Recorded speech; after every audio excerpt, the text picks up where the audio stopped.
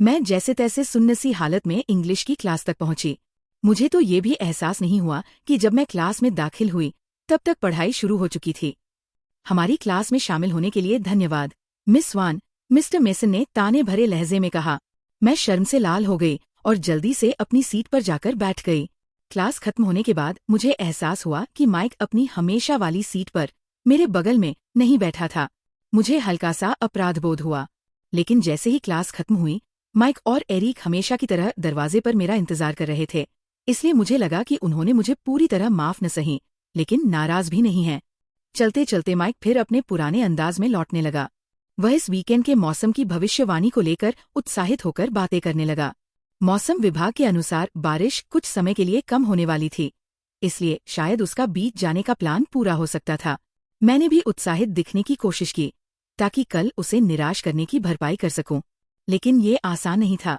बारिश हो या ना हो, अगर किस्मत अच्छी रही तब भी तापमान मुश्किल से 40 के आखिरी अंकों फ़ारेनहाइट तक ही पहुंचने वाला था। बाकी पूरी सुबह धुंधली सी बीती। ये यकीन करना मुश्किल था कि एडवर्ड ने जो कहा था और जिस तरह उसने मेरी ओर देखा था वो सब सच था। शायद वह सिर्फ एक बेहद वास्तविक सा सपना था जिसे मैंने हकीकत समझ लिया था। ये बात ज्यादा संभव लग रही थी, बजाय इसके कि मैं सचमुच किसी भी तरह से उसे पसंद आ सकती थी। इसलिए जब मैं और जेसिका कैफेटेरिया में दाखिल हुए तो मैं बेचैन भी थी और डरी हुई भी। मैं एडवर्ड का चेहरा देखना चाहती थी।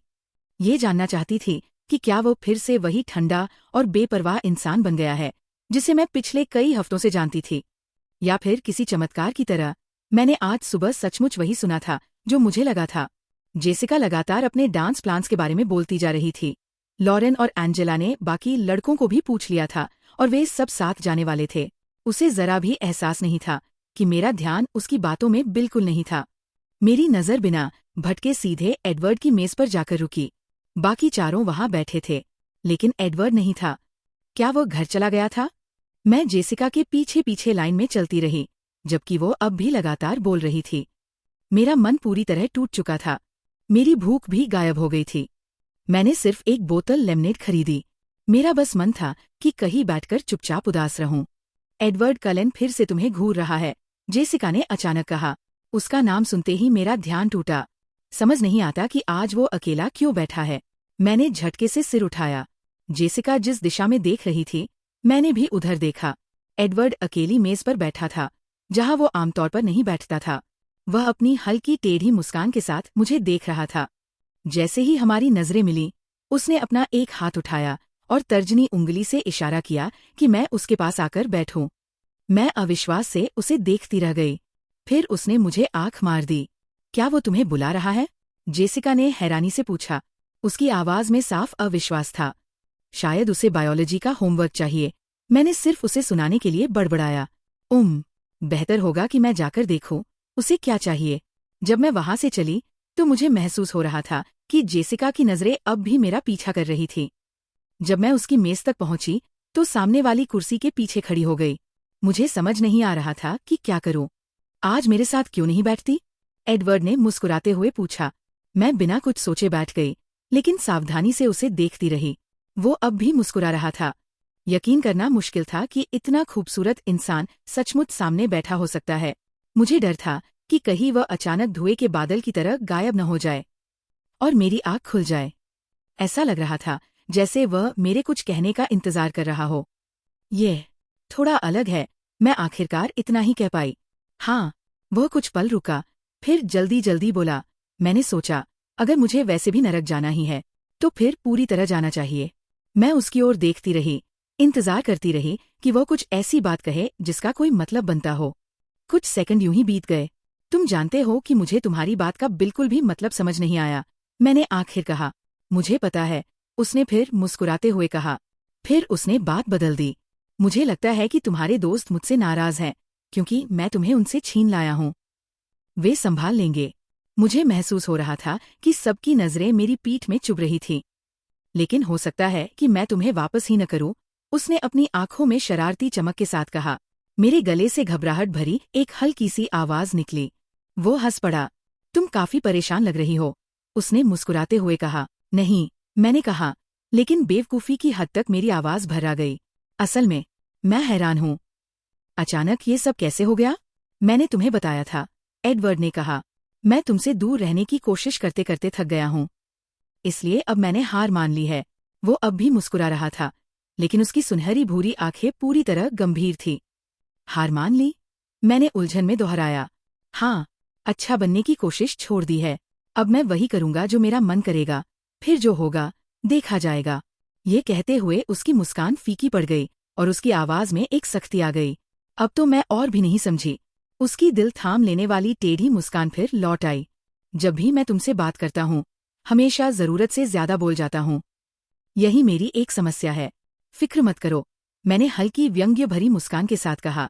मुझे इसमें से कुछ भी समझ नहीं आता। मैं इसी उम्मीद पर तो टिका हूँ।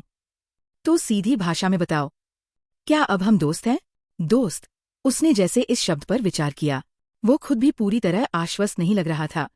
या फिर नहीं, मैंने बुदबुदाकर कहा। वह मुस्कुराया। खैर, हम कोशिश कर सकते हैं, लेकिन अभी से चेतावनी दे रहा हूं कि मैं तुम्हारे लिए अच्छा दोस्त नहीं हूं।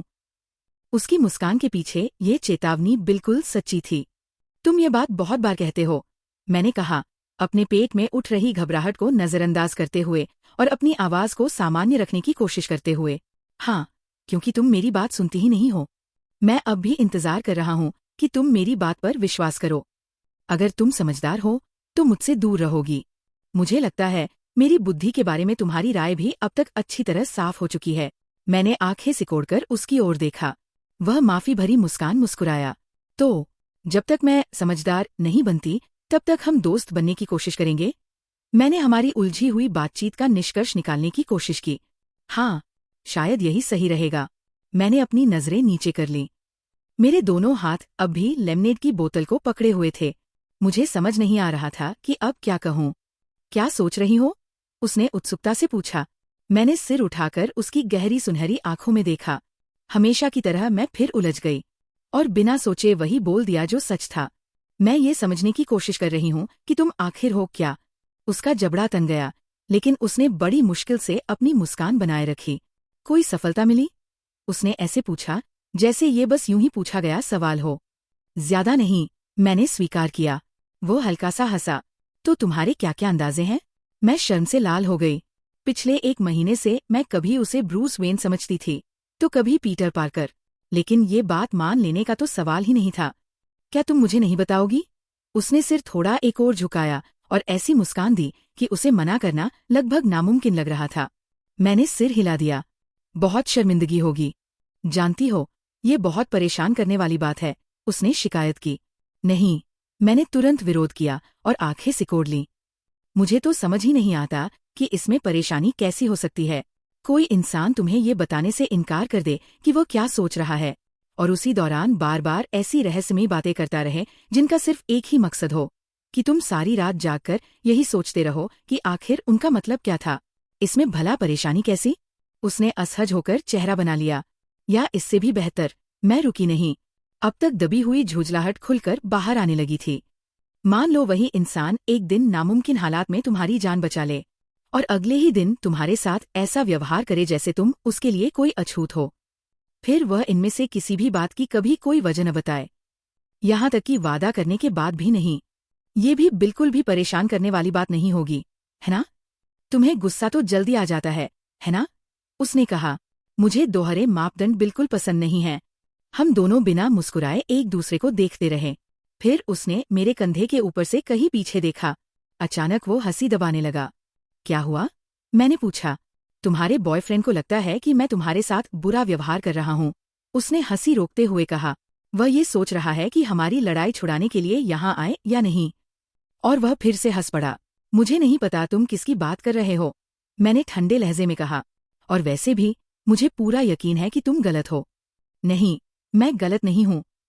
मैंने तुम्हें बताया था, ज्यादातर लोगों को समझना बहुत आसान होता है। बेशक। मुझे छोड़कर। हाँ, उसने धीरे से कहा। तुम्हें छोड़कर। अचानक उसका मूड बदल गया। उसकी आंखें गहरी सोच में डूब गईं। मुझे समझ नहीं आता कि ऐसा क्यों है। उसकी तीखी नजरों का सामना करना मेरे लिए मुश्किल हो गया। मैंने नजरें झुका ली और अपनी लेमनेड की बोतल का ढक्कन खोलने लगी।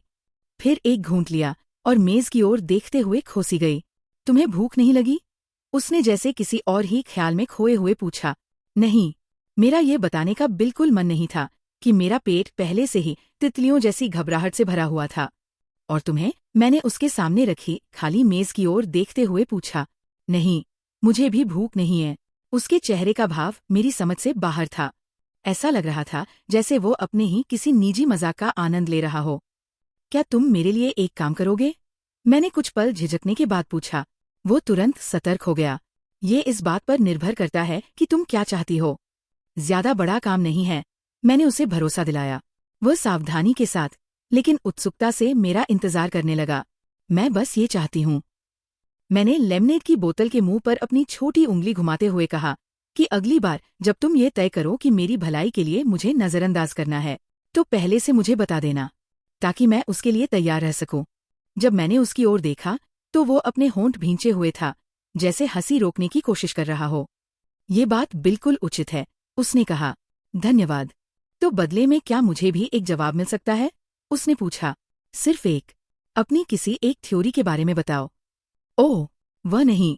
तुमने ऐसी कोई शर्त नहीं रखी थी। तुमने सिर्फ एक जवाब देने का वादा किया था, उसने मुझे याद दिलाया। और तुम भी तो अपने वादे तोड़ चुके हो, मैंने तुरंत जवाब दिया। बस एक थ्योरी। मैं हंसूंगा नहीं। हंसोगे, मैंने पूरे विश्वास से कहा। उसने पहले नीचे देखा, फिर अपनी लंबी काली पलकों के नीचे से मेरी ओर देखा। उसकी सुनहरी भूरी आंखें जैसे तप रही थीं। प्लीज, उसने धीरे से फुसफुसाया और थोड़ा मेरी ओर झुक गया। मैं पलके झपकाती रह गई। मेरा दिमाग बिल्कुल खाली हो गया। हे भगवान, वह ये कैसे कर लेता है? ओह, क्या? मैंने पूरी तरह खोई हुई आवाज में पूछा। प्लीज, अपनी बस एक छोटी सी थ्योरी बता दो। उसकी आंखें अब भी मुझ पर टिकी हुई थी। अच्छा, कहीं तुम्हें किसी रेडियो एक्टिव स्पाइडर ने तो नहीं काटा था? क्या वह सम्मोहन भी जानता था? या फिर मैं ही इतनी आसानी से मान जाने वाली थी? ये तो बिल्कुल भी रचनात्मक नहीं है, उसने मजाक उड़ाते हुए कहा। सॉरी, मेरे पास बस यही था, मैंने नाराज होकर कहा। तुम सच्चाई के आसपास भी नहीं पहुंची। तो स्पाइडर नहीं था? नहीं। और रेडियो एक्टिविटी भी नहीं? बिल्कुल नहीं। धत, मैंने लंबी सांस लेते हुए कहा। क्रिप्टोनाइट का भी मुझ पर कोई असर नहीं होता, वो हंसते हुए बोला। याद है? तुम्हें हंसना नहीं था। उसने बड़ी मुश्किल से अपना चेहरा गंभीर बनाया।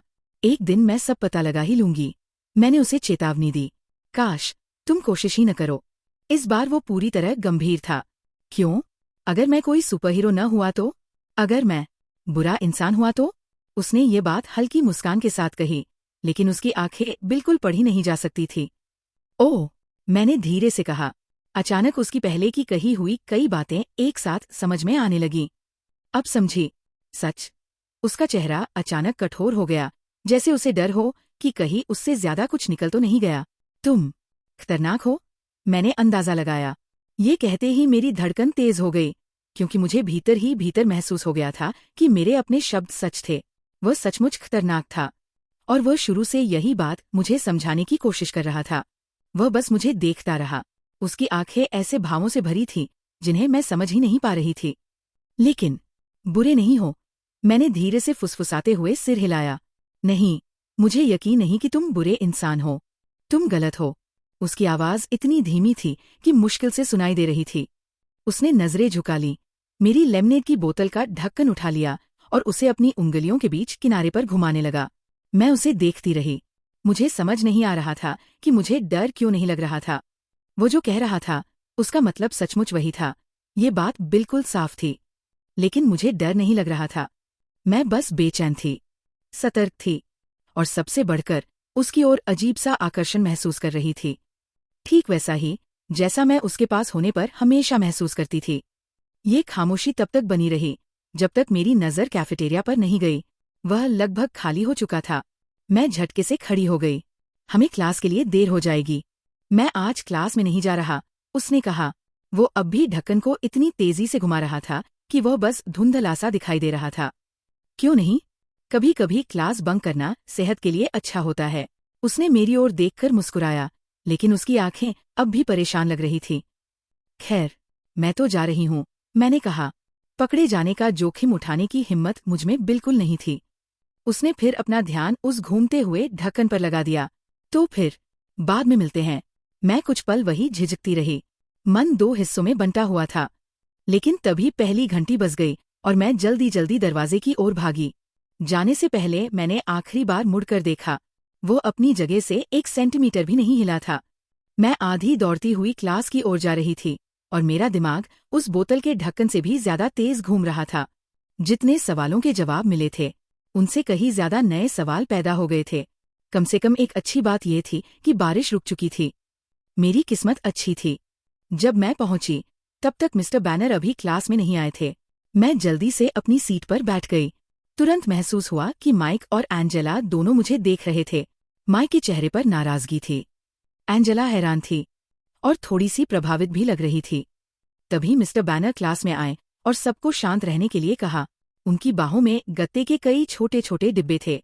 उन्होंने वे डिब्बे माइक की मेज पर रख दिए और उसे उन्हें पूरी क्लास में बांटने को कहा। ठीक है बच्चों, उन्होंने कहा, हर डिब्बे से एक एक चीज निकाल लो। इतना कहकर उन्होंने अपनी लैब जैकेट की जेब से रबर के दस्ताने निकाले और पहन लिए। दस्तानों के उनकी कलाइयों पर चटककर चिपकने की तेज आवाज मुझे किसी अशुभ संकेत जैसी लगी। पहली चीज एक इंडिकेटर कार्ड है। उन्होंने 4 छोटे छोटे खानों वाला सफेद कार्ड उठाकर दिखाया। दूसरी चीज 4 नोक वाला एप्लीकेटर है। उन्होंने एक ऐसा औजार उठाया जो लगभग बिना दांत वाली कंघी जैसा दिख रहा था। और तीसरी चीज एक स्टेराइल माइक्रोलांसेट है। उन्होंने नीले प्लास्टिक का छोटा सा उपकरण उठाकर खोला। इतनी दूरी से उसकी नुकीली सुई दिखाई तो नहीं दे रही थी, लेकिन मेरा पेट मचल उठा। मैं अभी ड्रॉपर से हर कार्ड पर पानी की एक एक बूंद डालूंगा, उन्होंने कहा। जब तक मैं तुम्हारी मेज तक न पहुंचूं, तब तक शुरू मत करना। वह फिर माइक की मेज के पास गए और हर खाने में सावधानी से पानी की एक बूंद डालने लगे। फिर तुम्हें लांसेट से अपनी उंगली में हल्का सा चुभाना है। उन्होंने माइक का हाथ पकड़कर उसकी बीच वाली उंगली के सिरे में सुई चुभो दी। ओह नहीं! मेरे माथे पर ठंडा पसीना आ गया। अब खून की एक एक छोटी बूंद इन 4 नोकों पर लगाओ। उन्होंने माइक की उंगली दबाकर खून निकाला और तरीका दिखाया। मेरा गला बुरी तरह सूख गया। पेट में उथल पुथल मचने लगी। और फिर इसे कार्ड पर लगा दो। उन्होंने खून से भीगा हुआ लाल कार्ड उठाकर पूरी क्लास को दिखाया। मैंने तुरंत आंखें बंद कर लीं। मेरे कानों में तेज सनसनाहट हो रही थी। अगले वीकेंड पोर्ट एंजलिस में रेड क्रॉस का ब्लड ड्राइव होने वाला है, मिस्टर बैनर गर्व से बोले। इसलिए मैंने सोचा कि तुम सबको अपना ब्लड टाइप पता होना चाहिए। जो छात्र अभी 18 साल के नहीं हैं, उन्हें अपने माता पिता की अनुमति चाहिए होगी। अनुमति पत्र मेरी मेज पर रखे हैं। वो पानी की बूंदें डालते हुए आगे बढ़ते गए। मैंने अपना गाल ठंडी काली मेज पर टिका दिया और पूरी कोशिश करने लगी कि होश न खो बैठूं। चारों तरफ से सहपाठियों की चीखें, शिकायतें और हंसी सुनाई दे रही थी जब वे अपनी उंगलियों में सुई चुभो रहे थे। मैं मुंह से धीरे धीरे सांस अंदर बाहर लेने लगी। बेला, क्या तुम ठीक हो? मिस्टर बैनर की आवाज मेरे बिल्कुल पास से आई। वह चिंतित लग रहे थे। मुझे अपना ब्लड टाइप पहले से पता है, मिस्टर बैनर, मैंने बहुत कमजोर आवाज में कहा। मुझे सिर उठाने तक की हिम्मत नहीं हो रही थी। क्या तुम्हें चक्कर आ रहे हैं? जी सर, मैंने बुदबुदाया। मन ही मन मैं खुद को कोस रही थी कि जब मौका था तब क्लास बंक क्यों नहीं की। कोई बेला को नर्स के पास ले जाएगा प्लीज? मिस्टर बैनर ने पूरी क्लास से पूछा। मुझे सिर उठाकर देखने की जरूरत ही नहीं थी। मुझे पहले से पता था स्वयं सेवा करने वाला माइक ही होगा। क्या तुम चल सकती हो? मिस्टर बैनर ने पूछा। जी, मैंने धीमी आवाज में कहा। बस मुझे यहाँ से बाहर निकलने दो, मैंने मन ही मन सोचा। जरूरत पड़ी तो मैं रेंग कर भी चली जाऊंगी। माइक तुरंत मेरी मदद के लिए आगे आया। उसने अपना एक हाथ मेरी कमर के चारों ओर रखा और मेरा हाथ अपने कंधे पर रख लिया। क्लासरूम से बाहर निकलते समय मैं लगभग पूरा भार उसी पर डालकर चल रही थी। माइक मुझे धीरे धीरे पूरे कैंपस से लेकर जा रहा था। जब हम कैफेटेरिया के पास पहुंचे और बिल्डिंग 4 की नजरों से पूरी तरह ओझल हो गए, ताकि अगर मिस्टर बैनर देख भी रहे हों तो नजर न आए, मैं अचानक रुक गई। प्लीज, बस 1 मिनट मुझे बैठने दो, मैंने विनती की। उसने मुझे रास्ते के किनारे बैठने में मदद की। और जो भी करो, मैंने चेतावनी दी, अपना हाथ जेब के अंदर ही रखना। मुझे अब भी बहुत तेज चक्कर आ रहे थे। मैं एक तरफ झुक गई और अपना गाल ठंडे, गीले सीमेंट के फुटपाथ पर टिका दिया। मैंने आंखें बंद कर लीं। इससे थोड़ी राहत मिली। वाह बेला, तुम्हारा चेहरा तो बिल्कुल हरा पड़ गया है, माइक ने घबराई हुई आवाज में कहा। बेला? दूर से किसी और की आवाज सुनाई दी। नहीं, भगवान, ये वही आवाज नहीं हो सकती। क्या हुआ? क्या उसे चोट लगी है? अब वह आवाज और पास आ गई थी। उसमें साफ चिंता थी। मैं कल्पना नहीं कर रही थी। मैंने अपनी आंखें और कसकर बंद कर लीं। काश मैं अभी यहीं मर जाऊं, या कम से कम एडवर्ड के सामने उल्टी तो न करूं। माइक परेशान लग रहा था। मुझे लगता है इसे चक्कर आ गए हैं, उसने जल्दी जल्दी कहा। मुझे समझ नहीं आया क्या हुआ। इसने तो अपनी उंगली में सुई भी नहीं चुभाई। बेला। अब एडवर्ड की आवाज बिल्कुल मेरे पास थी। इस बार उसमें राहत थी। क्या तुम मेरी आवाज सुन सकती हो? नहीं, मैंने कराहते हुए कहा। यहाँ से चले जाओ। वो हल्का सा हंस पड़ा। मैं इसे नर्स के पास ले जा रहा था, माइक ने सफाई देते हुए कहा, लेकिन ये आगे जाने को तैयार ही नहीं हुई। मैं इसे ले जाता हूँ, एडवर्ड ने कहा। उसकी आवाज में अब भी मुस्कान साफ सुनाई दे रही थी। तुम वापस क्लास में चले जाओ। नहीं, माइक ने विरोध किया। ये काम मुझे करना है। अचानक मेरे नीचे से जमीन ही गायब हो गई। मैंने हैरानी से आंखें खोल दी। एडवर्ड ने मुझे अपनी बाहों में उठा लिया था, इतनी आसानी से, मानो मेरा वजन 110 पाउंड नहीं, सिर्फ 10 पाउंड हो। मुझे नीचे उतारो। भगवान, बस इतना कर देना कि मैं इस पर उल्टी न कर दूं। मेरी बात पूरी होने से पहले ही वह चल पड़ा। अरे, माइक ने पीछे से आवाज लगाई। वो अब हमसे काफी पीछे छूट चुका था। एडवर्ड ने उसकी तरफ देखा तक नहीं। तुम बहुत बुरी हालत में लग रही हो, उसने मुस्कुराते हुए कहा। मुझे वापस फुटपाथ पर ही रख दो, मैंने कराहते हुए कहा। उसके चलने की हल्की हल्की झूलती चाल से मेरी हालत और बिगड़ रही थी। वह मुझे अपने शरीर से थोड़ा दूर पकड़े हुए था, जैसे बहुत सावधानी बरत रहा हो। मेरा पूरा वजन सिर्फ उसकी बाहों पर था, और ऐसा बिल्कुल नहीं लग रहा था कि उसे कोई तकलीफ हो रही हो। तो, तुम्हें खून देखकर बेहोशी आ जाती है? उसने पूछा। ये बात उसे काफी मजेदार लग रही थी। मैंने कोई जवाब नहीं दिया। मैंने फिर से आंखें बंद कर लीं और पूरी ताकत से अपनी मितली रोकने लगी। मेरे होंठ कसकर भींचे हुए थे, और वह भी अपना खून देखकर नहीं, उसने आगे कहा। उसे मेरी हालत में भी मजा आ रहा था। मुझे पता ही नहीं चला कि उसने दरवाजा कैसे खोला, जबकि वह मुझे उठाए हुए था। लेकिन अचानक गर्माहट महसूस हुई। समझ गई कि हम इमारत के अंदर आ चुके थे। अरे बाप रे! किसी महिला की घबराई हुई आवाज सुनाई दी। ये बायोलॉजी की क्लास में बेहोश हो गई थी, एडवर्ड ने समझाया। मैंने आंखें खोलीं। हम स्कूल के ऑफिस में थे। एडवर्ड तेज कदमों से फ्रंट डेस्क पार करके नर्स के कमरे की ओर जा रहा था। लाल बालों वाली रिसेप्शनिस्ट, मिस कोप, दौड़कर आगे गई और उसने दरवाजा खोल दिया। अंदर बैठी दादी जैसी दिखने वाली नर्स एक उपन्यास पढ़ रही थी। एडवर्ड को मुझे गोद में उठाए देखकर वो हैरानी से खड़ी हो गई। एडवर्ड ने मुझे बहुत सावधानी से कमरे में रखे एकमात्र बेड पर लिटा दिया। उस भूरे वाइनल मैट्रेस पर खड़खड़ाहट करने वाला सफेद कागज बिछा हुआ था। मुझे लिटाने के बाद वह कमरे के दूसरे छोर पर जाकर दीवार से टिककर खड़ा हो गया। उसकी चमकती हुई आंखों में अजीब सी उत्तेजना दिखाई दे रही थी। बस थोड़ा सा चक्कर आया है, उसने घबराई हुई नर्स को भरोसा दिलाते हुए कहा। बायोलॉजी की क्लास में आज बच्चों का ब्लड टाइप चेक किया जा रहा था। नर्स ने समझदारी से सिर हिलाया। हर बार कोई न कोई ऐसा छात्र जरूर होता है। एडवर्ड ने अपनी हंसी किसी तरह दबा ली। बस 1 मिनट लेटी रहो, प्यारी। सब ठीक हो जाएगा। मुझे पता है, मैंने लंबी सांस लेते हुए कहा। अब मेरी मितली लगभग खत्म हो चुकी थी। क्या तुम्हारे साथ ऐसा अक्सर होता है? नर्स ने पूछा। कभी कभी, मैंने स्वीकार किया। एडवर्ड ने फिर एक और हंसी छिपाने के लिए खांसी की। अब तुम क्लास में वापस जा सकते हो, नर्स ने उससे कहा। मुझे इसके साथ यही रहना है। उसने इतनी दृढ़ता और आत्मविश्वास से ये बात कही कि नर्स ने होंठ तो भींचे, लेकिन उससे बहस नहीं की। मैं तुम्हारे माथे के लिए थोड़ी बर्फ लेकर आती हूँ, बेटा, उन्होंने मुझसे कहा और जल्दी से कमरे से बाहर चली गई। तुम सही थे, मैंने कराहते हुए कहा और आंखें बंद कर लीं। मैं ज्यादातर सही ही होता हूँ, उसने जवाब दिया। लेकिन इस बार किस बात की? क्लास बंक करना सच में सेहत के लिए अच्छा होता है। मैं धीरे धीरे और बराबर सांस लेने की कोशिश करने लगी। कुछ पल चुप रहने के बाद उसने कहा, तुमने मुझे 1 मिनट के लिए सचमुच डरा दिया था। उसकी आवाज ऐसी थी जैसे वो कोई शर्मनाक कमजोरी स्वीकार कर रहा हो। मुझे लगा न्यूटन तुम्हारी लाश को घसीटकर जंगल में दफनाने ले जा रहा है। बहुत मजा किया। मेरी आंखें अब भी बंद थीं, लेकिन हर बीतते पल के साथ मैं पहले से बेहतर महसूस कर रही थी। सच कहूँ तो, वो बोला, मैंने लाशों का रंग भी तुमसे बेहतर देखा है। मुझे सच में चिंता हो गई थी कि कहीं मुझे तुम्हारे कातिल से बदला न लेना पड़े। बेचारा माइक। मुझे यकीन है वो अब तुमसे नाराज होगा। वो तो मुझसे पूरी तरह नफरत करता है, एडवर्ड ने खुश होते हुए कहा। तुम ऐसा नहीं जान सकते। मैंने विरोध किया, लेकिन अगले ही पल मेरे मन में ख्याल आया, क्या वह सचमुच जान सकता है? मैंने उसका चेहरा देखा था। उसने सहजता से कहा, समझ गया। लेकिन तुमने मुझे देखा कैसे? मुझे तो लगा था कि तुम क्लास बंक कर रहे हो। अब मैं लगभग पूरी तरह ठीक थी। हालांकि अगर मैंने दोपहर का खाना खाया होता तो शायद मितली और जल्दी चली जाती। दूसरी तरफ शायद अच्छा ही हुआ कि मेरा पेट खाली था। मैं अपनी कार में बैठा सीडी सुन रहा था।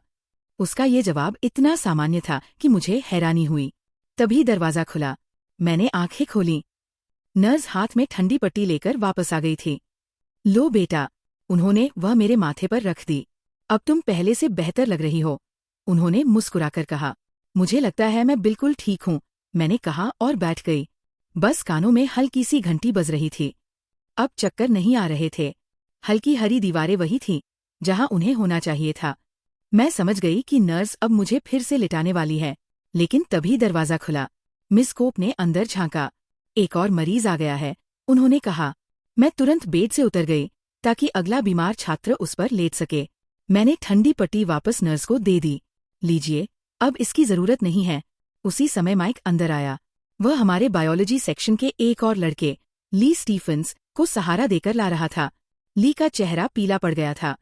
मैं और एडवर्ड दोनों पीछे हटकर दीवार से लग गए ताकि उन्हें जगह मिल सके।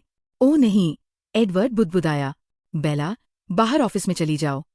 मैंने हैरानी से उसकी ओर देखा। मुझ पर भरोसा करो, बाहर जाओ। मैं तुरंत मुड़ी, दरवाज़ा बंद होने से पहले उसे पकड़ लिया और तेजी से नर्स के कमरे से बाहर निकल गई। मुझे महसूस हुआ कि एडवर्ड भी मेरे ठीक पीछे आ रहा था। तुमने सच में मेरी बात मान ली? वह हैरान था। मुझे खून की गंध आ गई थी। मैंने नाक सिकोड़ते हुए कहा। ली मेरी तरह दूसरों को देखकर बीमार नहीं हुआ था। लोग खून की गंध नहीं सूंघ सकते, एडवर्ड ने कहा। लेकिन मैं सूंघ सकती हूँ, मैंने जवाब दिया। यही चीज मुझे बीमार कर देती है। इसकी गंध लोहे और नमक जैसी होती है। वह मुझे एक ऐसे भाव से देख रहा था जिसे मैं बिल्कुल समझ नहीं पा रही थी। क्या हुआ? मैंने पूछा। कुछ नहीं। तभी माइक कमरे से बाहर आया। उसकी नजर पहले मुझ पर पड़ी, फिर एडवर्ड पर। एडवर्ड की ओर उसने जो नजर डाली, उससे साफ साबित हो गया कि एडवर्ड सही कह रहा था। माइक सचमुच उससे नफरत करता था। फिर उसने मेरी ओर देखा। उसकी आंखें उदास थीं। लगता है अब तुम ठीक हो, उसने शिकायत भरे अंदाज में कहा। बस अपना हाथ जेब में ही रखना, मैंने उसे फिर से चेतावनी दी। अब खून निकलना बंद हो गया है, उसने बड़बड़ा कर कहा। क्या तुम वापस क्लास में जा रही हो? मजाक कर रहे हो? अगर गई भी तो तुरंत वापस यही लौटना पड़ेगा। हाँ, शायद। वो कुछ पल रुका। तो इस वीकेंड बीच चल रही हो ना? बात करते करते उसने फिर एडवर्ड की ओर घूर कर देखा। एडवर्ड बिखरे हुए काउंटर के पास बिल्कुल मूर्ति की तरह खड़ा था, बिना हिले, बिना कुछ बोले। उसकी नजर कहीं दूर टिकी हुई थी। मैंने जितना हो सके उतना दोस्ताना लहजा अपनाया। हाँ, मैंने कहा था कि मैं चलूंगी। हम सुबह 10 बजे मेरे पापा की दुकान पर मिलेंगे। उसकी नजर फिर एडवर्ड पर गई। शायद उसे लग रहा था कि वह जरूरत से ज्यादा जानकारी दे रहा है। उसकी बॉडी लैंग्वेज साफ बता रही थी। ये एडवर्ड के लिए निमंत्रण नहीं था। मैं समय पर पहुंच जाऊंगी, मैंने वादा किया। तो फिर जिम में मिलते हैं, उसने अनिश्चित से अंदाज में दरवाजे की ओर बढ़ते हुए कहा। ठीक है, मिलते हैं। उसने एक बार फिर मेरी ओर देखा। उसका गोल चेहरा हल्का सा फूला हुआ था, जैसे वो निराश हो। फिर वो धीरे धीरे दरवाजे से बाहर चला गया। उसके कंधे झुके हुए थे। उसे देखकर मेरे मन में उसके लिए सहानुभूति की एक लहर उठी। मैं सोचने लगी, अब जिम की क्लास में उसका उदास चेहरा फिर से देखना पड़ेगा। जिम, मैंने लंबी कराह भरी। उसकी चिंता मैं कर लेता हूँ। मुझे पता ही नहीं चला कि एडवर्ड कब मेरे पास आकर खड़ा हो गया था। उसने मेरे कान के पास धीरे से कहा, जाकर बैठ जाओ और बीमार जैसी लगो। ये कोई मुश्किल काम नहीं था। मैं तो वैसे भी हमेशा पीली दिखती थी और अभी अभी बेहोश होने की वजह से मेरे चेहरे पर पसीने की हल्की सी चमक भी थी। मैं चरमराती हुई मोड़ने वाली कुर्सियों में से एक पर जाकर बैठ गई और सिर दीवार से टिकाकर आंखें बंद कर ली।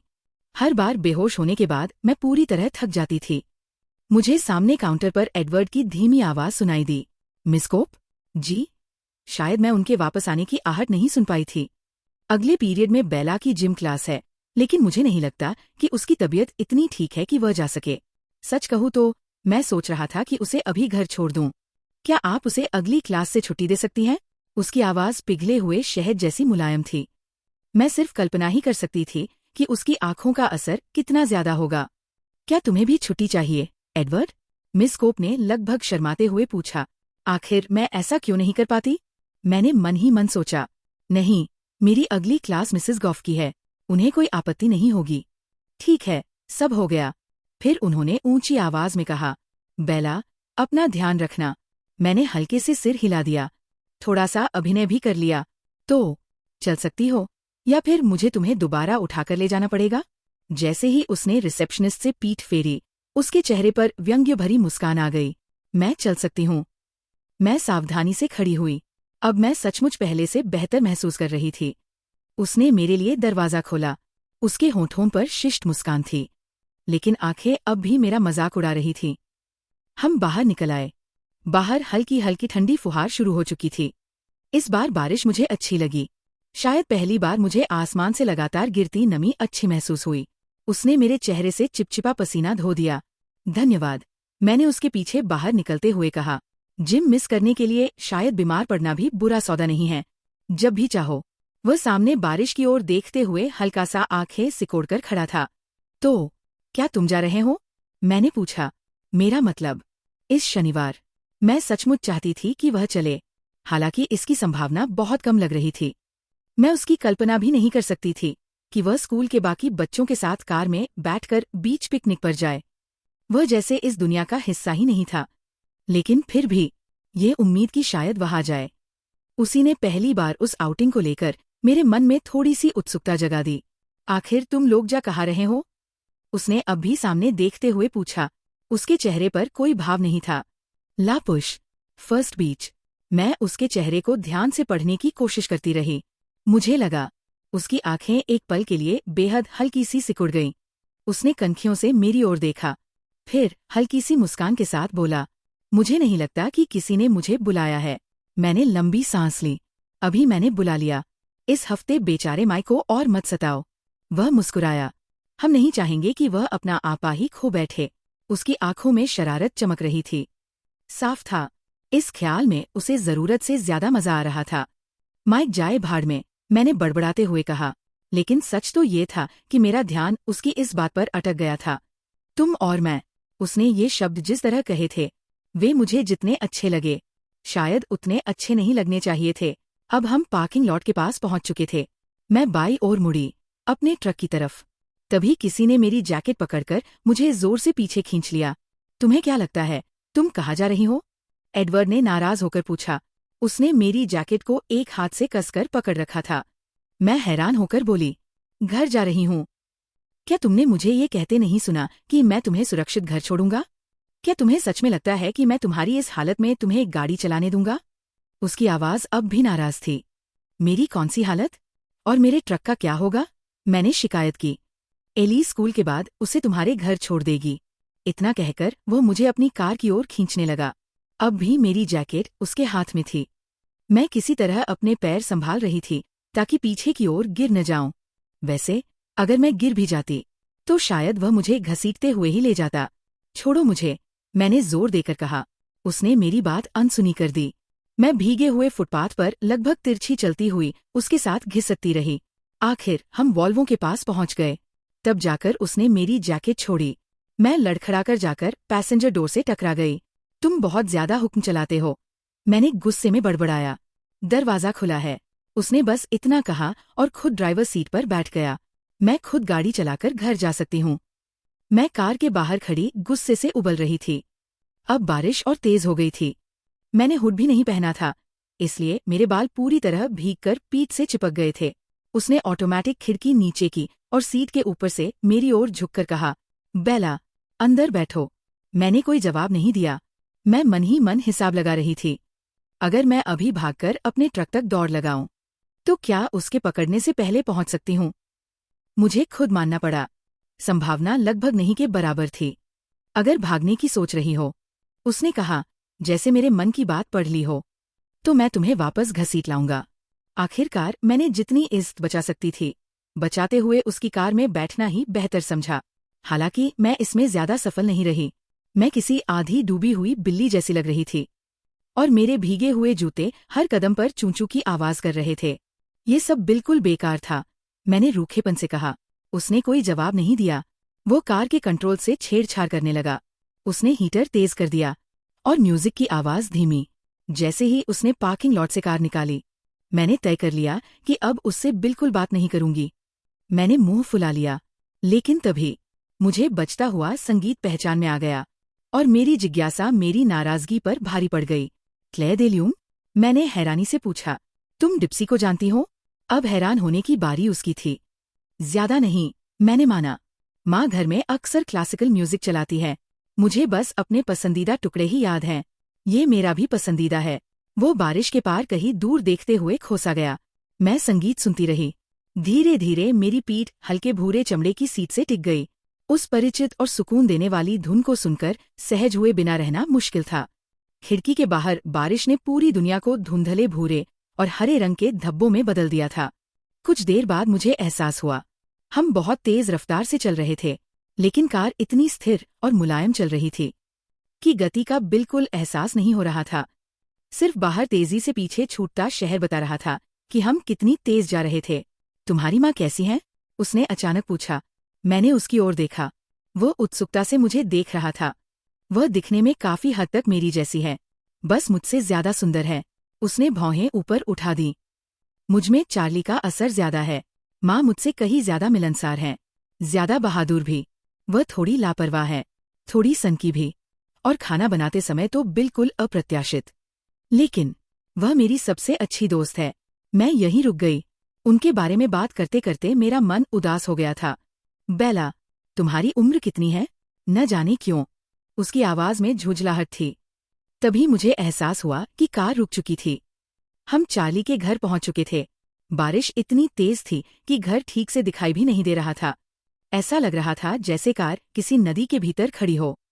17 साल, मैंने थोड़ा उलझन में जवाब दिया। लेकिन तुम 17 साल की नहीं लगती। उसका लहजा ऐसा था जैसे वह मुझे डांट रहा हो। मैं हंस पड़ी। क्या? उसने फिर उत्सुक होकर पूछा। माँ हमेशा कहती है कि मेरा जन्म सीधे 35 साल की उम्र में हुआ था, और हर साल मैं और ज्यादा अधेड़ होती जा रही हूँ। मैं हंसी, फिर एक लंबी सांस ली। खैर, किसी न किसी को तो घर में बड़ा बनकर रहना पड़ता है। मैं कुछ पल रुकी, फिर मुस्कुराकर उसकी ओर देखा। वैसे तुम भी हाई स्कूल के जूनियर स्टूडेंट जैसे बिल्कुल नहीं लगते। उसने अजीब सा मुंह बनाया और तुरंत बात बदल दी। तो तुम्हारी माँ ने फिल से शादी क्यों की? मुझे हैरानी हुई कि उसे फिल का नाम याद था। मैंने उसका नाम लगभग 2 महीने पहले सिर्फ एक बार लिया था। जवाब देने से पहले मैं कुछ पल चुप रही। मेरी माँ, मैंने धीरे से कहा, अपनी उम्र के हिसाब से बहुत युवा है।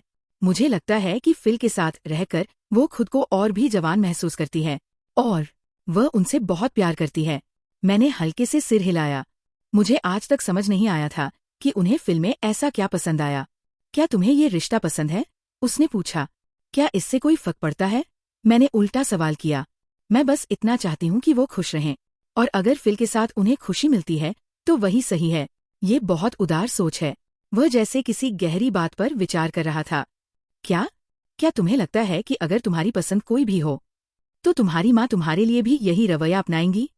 वो अचानक बहुत गंभीर हो गया। उसकी आंखें मेरे चेहरे पर टिकी थीं।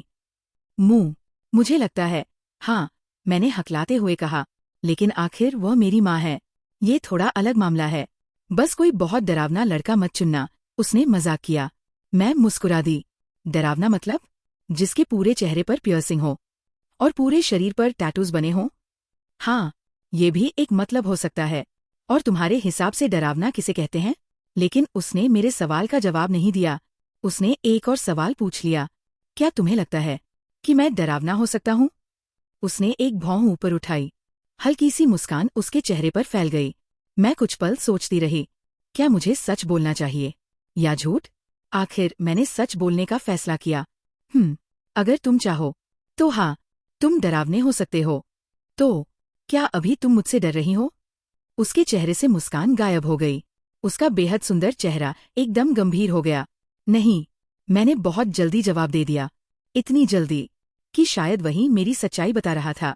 उसकी मुस्कान फिर लौट आई। अच्छा, अब तुम मुझे अपने परिवार के बारे में बताओ। मैंने बात बदलने के लिए कहा। मुझे यकीन है तुम्हारी कहानी मेरी कहानी से कहीं ज्यादा दिलचस्प होगी। वो तुरंत सतर्क हो गया। तुम क्या जानना चाहती हो? कलेन परिवार ने तुम्हें गोद लिया था? मैंने पूछा। हाँ। मैं कुछ पल झिझकी। तुम्हारे असली माता पिता के साथ क्या हुआ था? उनकी मौत बहुत साल पहले हो गई थी। उसने ये बात बिल्कुल सामान्य स्वर में कही। मुझे अफसोस है, मैंने धीमे से कहा। मुझे उनकी ज्यादा याद भी नहीं है। अब तो कार्लाइल और एस्मे ही बहुत लंबे समय से मेरे माता पिता है, और तुम उनसे बहुत प्यार करते हो। ये सवाल नहीं था। उसके बोलने के अंदाज से ये बात साफ थी। हाँ, वह मुस्कुराया। मैं दो इससे बेहतर लोगों की कल्पना भी नहीं कर सकता। तुम सचमुच बहुत भाग्यशाली हो। मुझे पता है। और तुम्हारे भाई बहन? उसने डैशबोर्ड पर लगी घड़ी की ओर देखा। अगर मैं और देर करूंगा तो मेरे भाई बहन, और वैसे जैस्पर और रोज़ली भी, बारिश में मेरा इंतजार करते करते बहुत नाराज हो जाएंगे। ओह, मैंने धीरे से कहा। तो फिर तुम्हें जाना चाहिए। हालांकि मेरा बिल्कुल मन नहीं था कि मैं कार से उतरूं, और शायद तुम भी चाहोगी कि चीफ स्वान के घर आने से पहले तुम्हारा ट्रक वापस आ जाए, ताकि तुम्हें उन्हें बायोलॉजी वाली घटना के बारे में न बताना पड़े। वह मुस्कुराया। मुझे पूरा यकीन है उन्हें अब तक पता चल चुका होगा। मैंने आप भरते हुए कहा। फोक्स में कोई भी बात ज्यादा देर तक राज नहीं रहती। वो हंस पड़ा, लेकिन उसकी हंसी में कुछ अजीब सा भाव था। बीच पर मजे करना। धूप सेंकने के लिए मौसम तो बिल्कुल शानदार है। उसने बाहर मूसलाधार बारिश की ओर देखा। तो क्या मैं तुमसे कल नहीं मिलूंगी? नहीं, मैं और एमेट वीकेंड थोड़ा पहले ही शुरू कर रहे हैं। तुम लोग क्या करने वाले हो? एक दोस्त ये सवाल पूछ सकता है ना? मैंने बस यही उम्मीद की कि मेरी आवाज में छिपी निराशा उसे सुनाई न दे। हम लोग रेनिया के दक्षिण में स्थित गोट रॉक्स विल्डरनेस में हाइकिंग पर जा रहे हैं। मुझे अचानक चार्ली की बात याद आ गई। उन्होंने कहा था कि कलेन परिवार अक्सर कैंपिंग पर जाता है। अच्छा, तो फिर मजे करना। मैंने जितना हो सके उतने उत्साह से कहा, लेकिन मुझे नहीं लगता कि मैं उसे धोखा दे पाई। उसके होठों के किनारों पर हल्की सी मुस्कान अब भी खेल रही थी। क्या इस वीकेंड तुम मेरे लिए एक काम करोगी? उसने सीधे मेरी आंखों में देखा। उसकी चमकती सुनहरी आंखों का पूरा असर मुझ पर था। मैं बेबस होकर बस सिर हिला सकी। बुरा मत मानना, उसने कहा, लेकिन तुम उन लोगों में से लगती हो जो जाने कैसे हर तरह की दुर्घटना को चुंबक की तरह अपनी ओर खींच लेते हैं। वह कुछ पल रुका, फिर मुस्कुराया। तो कोशिश करना कि समुद्र में मत गिर जाना, या किसी गाड़ी के नीचे मत आ जाना, या ऐसा ही कुछ और, ठीक है? उसने अपनी वही टेढ़ी मुस्कान बिखेरी। जैसे जैसे वो बोलता गया, मेरा वो बेबस सा एहसास गायब होने लगा। अब मैं उसे घूर रही थी। मैं पूरी कोशिश करूंगी, मैंने झुंझला कर कहा। फिर मैं झटके से कार से उतरी और तेज बारिश में बाहर आ गई। मैंने पूरी ताकत से कार का दरवाजा बंद किया। वह कार चलाकर आगे बढ़ गया, और जाते जाते भी उसके चेहरे पर वही मुस्कान बनी हुई थी।